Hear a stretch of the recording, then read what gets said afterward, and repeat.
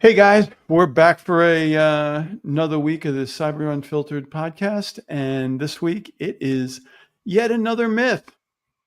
A lot of people, we talk to a lot of people, and people say, "I'm compliant, so I must be secure." I don't know. How often do you hear that? I hear every day. We're doing everything. We're doing everything we need to do. We got our certificate. we check those boxes. We check those boxes. That's so those boxes aren't everything, huh? No, I mean, so when you go out and you want to accomplish something, do you do the bare minimum, or do you try to excel at something? I don't want to do it again. So, yeah. I mean, if you compete in sports, like take a sports analogy. If you compete in sports, do you go out there to go do the bare minimum, or do you go out there to win? When? Yeah. So, anything worth doing, right? Right. So compliance is nothing more than the floor. It's just the basic minimum baseline of what you need. So are you somebody that wants to do the minimum as a business, or do you want to exceed the minimum? Well, and would I be right in saying compliance is more about protecting client data and things like that? Not really necessarily protecting your business itself or recovering. Hypothetically, if someone was still not operating to the tune of a lot of money lost every day. Yeah, I mean, it's a good start. Compliance is a good start. It should significantly reduce risk. It should demonstrate that you do due diligence. But is it security? Not really. Security is kind of like a continuous effort. And you're trying to stay ahead of all these evolving threats against your business. Like compliance is just literally like a point in time checklist. So we were talking before about an analogy. A good analogy for compliance is like, if you have a cruise ship, you are required to have a minimum amount of lifeboats on the ship, correct? Sure. Does that stop your ship from hitting an iceberg? Not at all. No. So compliance, yeah, it reduces risk. It demonstrates a little bit of due diligence, but it doesn't actually prepare you for everything that can happen, which, it's just one of those things we hear all the time. Mm-hmm. Or I like the other way that this goes. Nobody's going to come after me anyway. I heard that a lot in medical. Oh, absolutely. Oh, dude, people just like, oh, they're not going to come after me. I don't need to be compliant.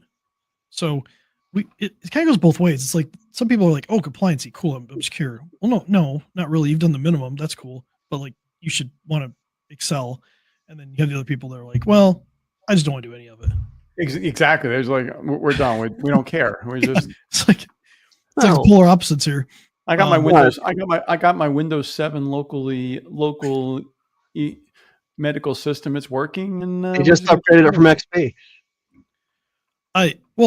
How about current events? Windows 10, right? Windows 10 in a couple of weeks is going to be end of life. You can pay for the ESU to extend your security updates for a year. It's like $61. And we've been talking to like some of our customers, and some of them are like, well, I don't want to pay for it. I'm like, you could replace the machine. Well, I don't want to do that either. Because, sometimes you can't upgrade a machine to Windows 11. They're just too old, whatever. And then there's people out there that are telling people, well, you can just sideload Windows 11 and bypass all the security. Yeah, well, until Microsoft fixes it, and then your PC just doesn't boot one day. And those PCs are so old to begin with. They have old physical hard drives in them that Windows just kills them. Yeah. And on top of that, most compliance frameworks require you to have an up-to-date operating system that's in support. But paying ESU, would that be enough to be considered support? It's security patches, but yeah, it's still security updates. I mean, is it a perfect situation? No, but I mean, if you don't have the funds to do it, or you haven't planned for it, I mean, at least you do the ESU, so you can at least say that we're patching vulnerabilities, we're keeping the operating system up to date. Maybe and maybe certain frameworks will say no, that's not good enough. But for the most part, security updates are the thing that we're really worried about. Cool. This isn't legal advice. We're doing this for This is entertainment. This is entertainment purposes only, guys. So we don't play attorneys anywhere, any shape or form. I love disclaimers. I love the ones that are so big and they flash it by in like half a second, like you're supposed to read it. You have to like pause on screen to read it. I love that. Love that so much. That myth is fun, but I think I did some digging, guys. I did some research on Jaguar Land Rover and this utter shit show that's going on right now. And we talked about this last week. We talked about the supply chain ripple effect of how this works. Well, actually, recap just a little bit what's going on with Land Rover. Yeah, okay. On August 31st, Land Rover, Jaguar Land Rover experienced a cyber attack. They shut everything down. By September 1st, they haven't been operational since September 1st. I think they shut September 1st. Manufacturing everything. Their entire business is like not working in the UK. Mm-hmm. And so initially they thought, okay, we'll be back up by the 24th. That's not happening. October 1st right now is the earliest that they're talking about being back up and running. So that's going to make it a month. The whole month of September done. And It's incredible. And initially they said there was no data loss. And then 10 days in, they said, well, never mind. There's data loss. So it's also a breach situation. So they're working with third parties on this and stuff like that. The thing is, their manufacturing plants are all connected. So this is just in time delivery for parts. These are like highly connected devices that they can't bring online right now. So they're sitting here, can't work, can't produce anything.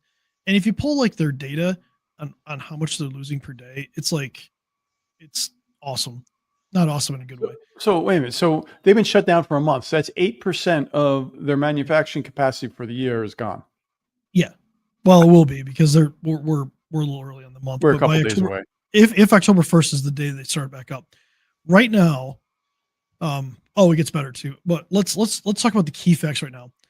There's 1,000 vehicles right now stuck on their production lines. This is from news sources. They're losing between 5 and 10 million pounds a day in profit. Just profit. It's about 75 million pounds of revenue per day. Wow. Yeah. It's, right now, incredible. It's incredible. But like everybody thinks a lot of like, people don't, I think, realize the ripple effects that goes through the supply chain. So when you look at the supply chain situation with this, there's 30,000 people that are directly employed by JLR, Jaguar Land Rover in the UK. So that's 30,000 people, right? They say it could be as high as 33,000. Well, let's just pick 30. It's an easier number to look at. The supply chain ecosystem that supplies parts and things like that to them is between 100,000 and 200,000 workers. Uh-oh. Now we got a problem. When you extend beyond that, the dependent economies on everything is about another 60,000 people they're relying like the secondary economic activity generated by the employees and the suppliers. You're north of 200,000 people affected by this, at least maybe 300,000. A lot of their suppliers are small businesses. They may not survive. So now you have a different situation. How does Land Rover Jaguar come back online if their suppliers go out of business while this is happening? So there's talk in the UK, like they're like, well, what are they supposed to do? I mean, are they going to loan these people money to keep running while Jaguar Land Rover? I mean, honestly, Jaguar Land Rover should be the one doing it. Let's be real. But that's a whole other ball. Well, and that's the other thing that we saw. I'm not sure, is do they have insurance to cover this? Oh, I'm glad you asked that. The answer is no. When I saw that, I was just like, you got to be kidding me. Like, can this get worse? Oh, wait, there's more. Yes. There was a report from the insurer that they had failed to finalize their cyber insurance policy before the attack happened, which means they are directly responsible for all this, all of it. 100% of this catastrophic cost is on them and their parent company, Tata Motors. 100%. That's going to hurt. This is incredible. Just their cash burn in September is probably going to be close to $1 billion. B with a B. B, yeah, B, not million. Yeah. Someplace close to $1 billion. No Christmas bonus for the execs. No. And there's another part to this that I don't think they want to talk about. So Tata Motors has Tata Consultancy Services, which is like one of the largest IT companies in the world because it's affiliate to them. JLR, because they're owned by Tata Motors, signed a 5-year contract worth $800 million with Tata Consultancy Services, who also was a consultancy service for Marks and Spencer's, who had a cyber attack early in the year, and Co-op in the UK, who had another cyber attack. All of this comes back with Tata Consultant Services in the mix. To what level? Not entirely sure. It looks like Jaguar Land Rover had outsourced some of their cybersecurity stuff to them. We don't obviously know the details of the contract, but it keeps getting worse. But there's more. Yeah. Oh wait, there's more. I'm just gonna I'm gonna stay on top of this, honestly, because this is like a story that take where I'm at, right? So I'm in Metro Detroit, automotive rules manufacturing here. Like a lot of customers that I know of, their major supplier is one of the auto manufacturers. Now some will work with multiple ones, but let's say like their customer is the auto manufacturer, or maybe it's a tier one, maybe they're tier two, it's tier one supplier. It's a supplier then that goes directly to the auto manufacturer. Think about your business risk there. Like all these places that were providing to Jaguar Land Rover, they didn't think that they would ever have a cyber attack that would take them down for a month.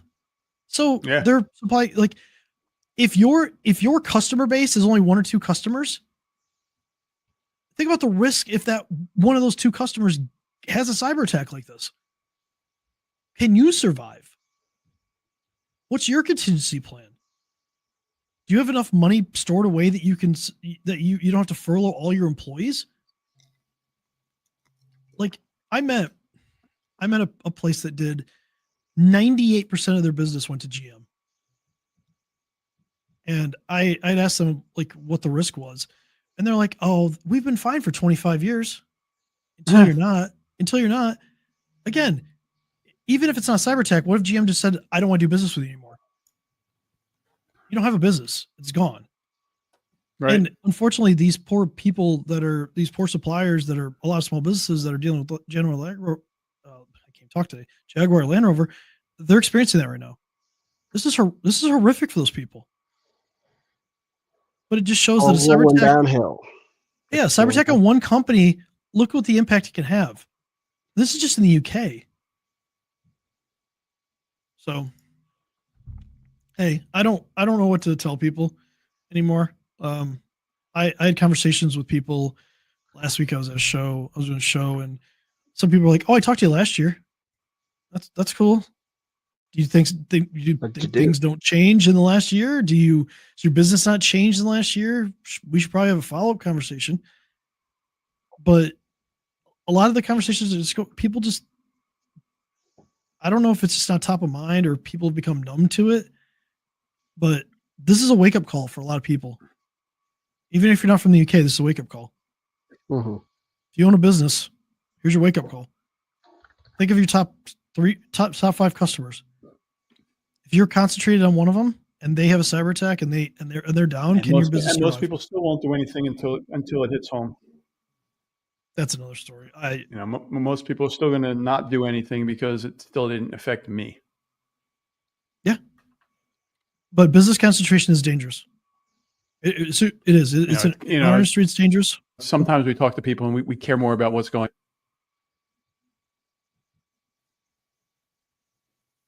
Yeah.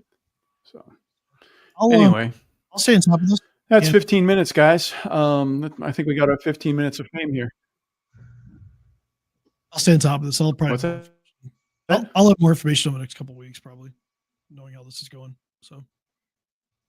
Yeah, I think this Jaguar story is going to go on, and they'll there's still they'll get back online. Then there'll be the forensic work that the forensic reports that come out, and then they're not a U.S. company, so you're not going to find too much locally, but I'm sure you'll find something. So anyway, catch everyone next week, and we're here to help. We're here to help you stay safe. If you have something going on, if you want to talk about how secure you really think you are, want to sleep better at night, reach out to any one of us. Let's have a conversation. Talk is cheap. Anything else, guys?